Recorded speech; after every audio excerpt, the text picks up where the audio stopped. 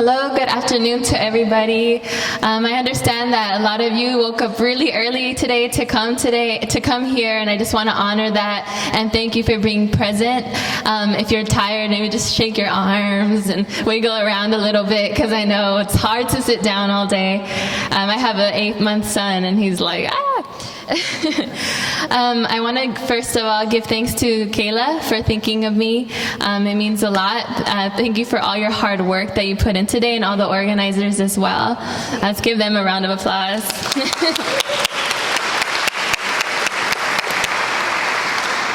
It's an honor to share space with everybody that's presented today, but I also want to honor everyone that's outside of this room and outside of this museum, those people who are every single day questioning the validity of a borderline, whether through their actions or their imaginations.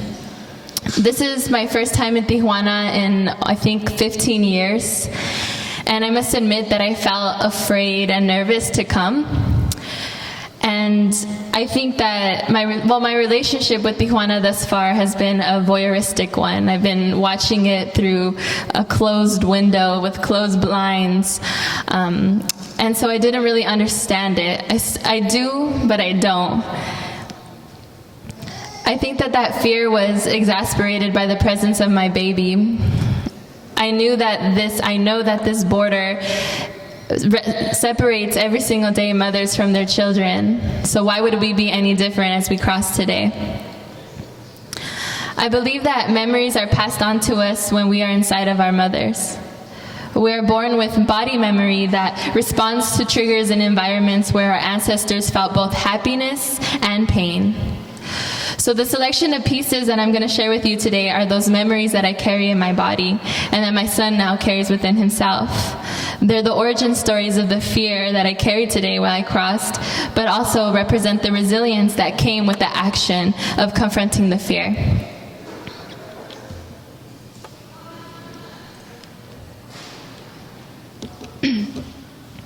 Vengo de madera fina. Mi mama Nini had curly wild hair, and her nails were always painted but chipped. Her whole body shook when she laughed. While mi papá was away working in Chicago or Los Angeles, she in Jalisco saved enough money and bought a home for her family. This was an act of disobedience en los ojos machismo.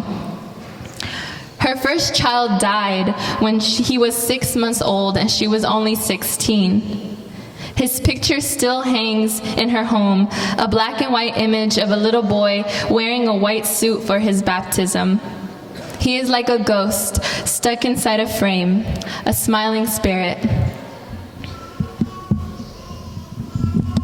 Oh, Lord. Mama Child's hands are big and strong. Her skin is flawless, as soft to the touch as is the lips of your favorite lover. She's loved only one man in her 80 years of life, the father of her 13 children. His absence and abuses never broke her completely. Her ability to survive through and above them is the motivation that guides her descendants to love so deeply, even in pain, even in fear. My grandmothers collectively bore 22 pregnancies in their lifetime. All children were carried in their matriz and passed through their bodies to enter the world in which we live. In order to survive, they separated their children, some of whom were raised for years by another family member. Three of their 22 children did not live long, and were returned back to La Tierra from which they came. I've never asked mi amas how this experience was for them, to be separated from their children, to bury their children. Is there a vacant room in their home heart with the light still waiting to be turned on? Or when they buried their seeds, did they love the tree that bloomed from it?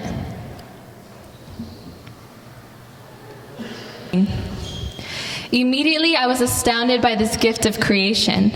I felt honored that I, along with my partner, in an act of love, was able to form a living spirit, a floating energetic force that carries our entire ancestral forces. In tears, I prayed to my altar, to the images of my Mama Nini and my Tia Nadelia, giving them thanks that I was blessed to follow their legacies, ser mamá, ser mujer. Above their photos sit two Mexica gods, Coatlicue y Mictlán Tecutli. Coatlicue is the mother of the earth, who gave birth to all celestial elements. And yet in her story, her 400 children decapitated her, then turned on one another. They were thrown into pieces across the sky and earth to become the world as we see and know it now. She represents the devouring mother, in whom the womb and the grave exist. Mictlán Tecutli is the god of death, the ruler of Mictlán, the deepest layer of the underworld. Almost all souls that pass meet him at the end of their journey. Even in this moment of life creation, I was reminded of the inevitability of death. Like the fire that destroys in order to regenerate the land, the two opposing elements are synced with one another. As I prayed, I felt the fear my ancestors must have experienced, the pain of the unknown. In this grandiose moment, I felt afraid that I would lose the life inside of me, lose it like my ancestors lost their own. In what cave would I choose to dwell? Would I embrace the darkness, or would I hide in the shadows, uncertain and disconnected?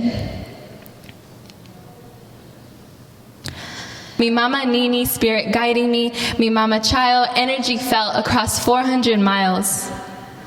A warm sensation began to consume me. It began in my heart and was pushed by its beats into my bloodstream, into my lungs, my liver, my intestines, mi matriz. Mi matriz is where he floated, my son, mi solaya. His existence radiated a light onto the darkness. My womb is a ceremonial site, and in this moment, a site of self-determination.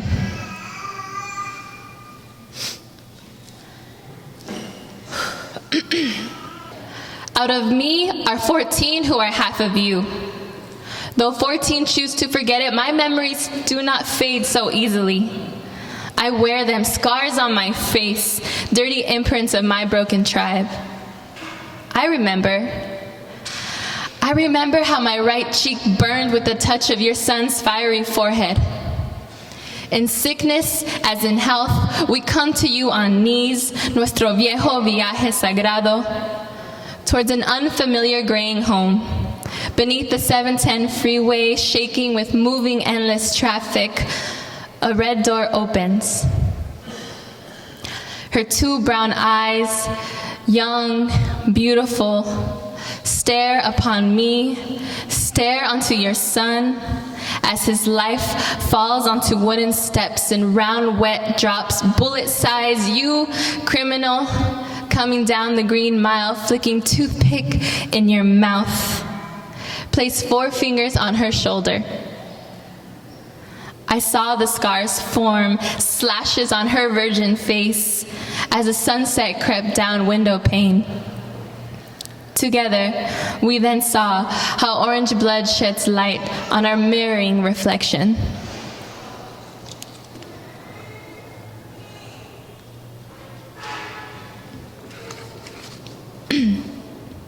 Ojos de raíz. Ama left him as guardian over his 2 sisters the day that she left north.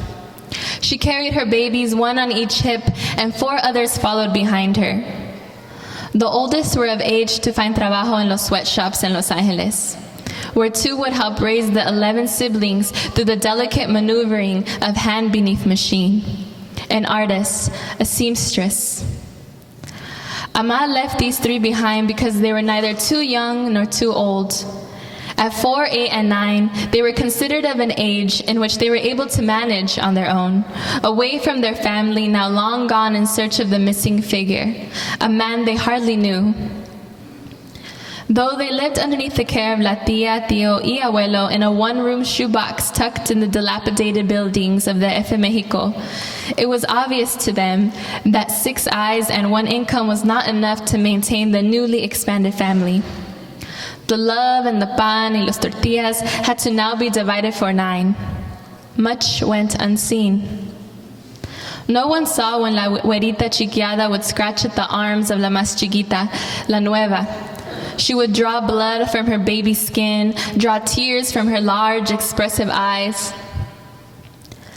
No one saw when the middle hija would stare into the mirror, isolating her anger and frustration to the person that cut off her long, dark curls, rather than isolating it to the unseen forces that impose 1,828 miles between her and her mother, her and her older sister, the sister that would lose her life far too early, suddenly, because of careless doctors in Tijuana. No one saw when the leader said, "No más," put all their belongings into one suitcase and guided them out of the shoebox into the alleys of the F. Niños de la calle. They are the children that search for a sense of security, for a consistent tortilla to feed their empty bellies, for a guardian that could love them completely. The ideal guardian that is liberated from the limitations of oppression, of living a life practicing self-destructive behaviors, abuse, of poverty, of forced separation, of cancer, of war, of isolation, of predestined expectations. They are the children searching for rituals to sustain feelings of content, to control the unnecessary stresses that force children to age 1,000 years. They seek the kind of rituals that involve strolls to el mercado, where un tío would bless you with fruitful kisses, or where abuelas both cry and smile beneath black veils while you hold their hands during Sunday Mass. They are the children who seek laughter over sorrow, peace over conflict, and innocence over experience. They are the children who pose for a photograph, not knowing why, not remembering 40 years later whether the two sisters are wearing the same sweater or not. Now, me and my sister and my brother, but we work from the privileged positions of searching in las calles only sometimes. Instead, we turn to these images, these photographs, the ones like this one, the one that showed my mother so small, so vulnerable. Her tiny mouth is confused, unsure whether to be turned up or down. The beautiful mole that is placed right beneath her nose is visible. The one that grazed our faces so gently, con el amor that would sometimes go missing for her. The short bangs frame a face that is stunning, unforgettable to all those that see it. She wears the long hair she will always have. Her story, their story, are the roots of my own growing story. To remember them is to blossom flowers, to smell the ripening skin of native fruits, and to be safe, to be children, to be secure.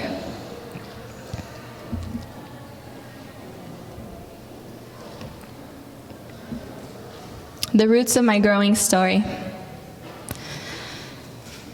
I first felt the numbing feeling of criminalization as I laid inside my mother's womb. Holding a baby inside and the other 2 years alive gripping her hand, my mother was a terrorist procreator, a threat to the prosperity of the gringos on the other side. "Stop," Manward screamed. He used his power to violate our body, to say we unjustifiably claim the benefits of health care, the benefits of knowing we are physically all right, the benefits that are not for us, las reinas de welfare. But he didn't know that the baby inside would grow, never forgetting his violation. One in this society. Listen to my words, man. The man, Uncle Sam, big brother man, you're disabled, able man. Disconnected, disempowered, disgusted with the violent storm destroying you. You cannot love me. How can you love that which you cannot see, that which you cannot hear, that which you only want to feel? Feel the inside of my thighs against the narrow cliffs of your hips. Feel my soft breasts beneath your coarse, calloused hands, pulling, rubbing, tugging. Feel my rage and laugh at it as I see my son die in a white hospital bed, not from a fatal wound, but for the absence of a plastic card that ensures me with the right to live. You attempt to bury my tongue underneath the muddy river of lies escaping your mouth. But you watch as my body removes itself from your grip, my tongue as it rises from the ruins of the bodies murdered in your hands. Change your vision and begin to see that in me is the one who underwent excruciation solely to feel your heart beat against my bare chest.